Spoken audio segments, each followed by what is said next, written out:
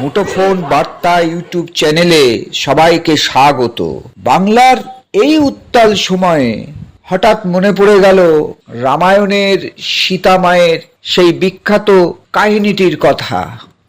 এই ঘটনাটা আপনারা সকলেই জানেন যে বনবাস থেকে ফিরে শ্রীরামচন্দ্র যখন অযোধ্যার সিংহাসনে বসেছিলেন, তখন সীতার সম্পর্কে জনগণের নানা রকম বাজে কথা, সন্দেহ, সমালোচনা তিনি শুনতে পান।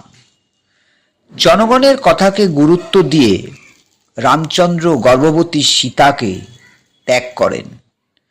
রামচন্দ্র ঠিক করেছিলেন কি ভুল করেছিলেন সেটা তর্কের বিষয়, কিন্তু রামায়ণের এই ঘটনা আমাদের একটা শিক্ষা অন্তত দেয় যে জনগণ কি চাইছে আর কি ভাবছে তা জানা রাজা বা শাসকের প্রধান কর্তব্য।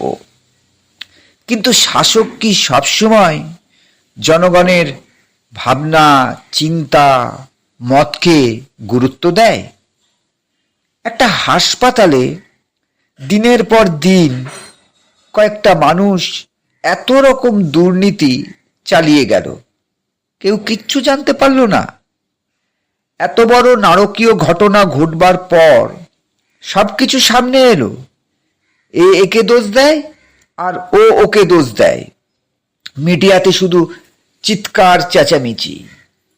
দেখতে দেখতে আরজি করের জঘন্যতম ঘটনার 2 সপ্তাহেরও বেশি সময় চলে গেছে। রাজনীতির সব রং মুছে আজ সমস্ত স্তরের মানুষ প্রকৃত সত্য জানতে চাইছে। দোষীদের কঠোরতম শাস্তির দাবিতে দেশের জনগণ প্রতিবাদে উত্তাল হয়ে উঠেছে। কবে জানা যাবে আসল সত্যি? কবে হবে দোষীদের প্রকৃত শাস্তি? কত শত শত তদন্ত আমাদের দেশে শুধু চলতেই থাকে। অপেক্ষা, শুধু অপেক্ষা।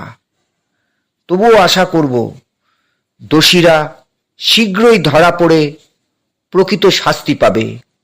আর আমার এই কথাগুলো যদি ভালো লাগে তাহলে আমাদের চ্যানেলটি সাবস্ক্রাইব করে আমাদের সাথে থাকবেন।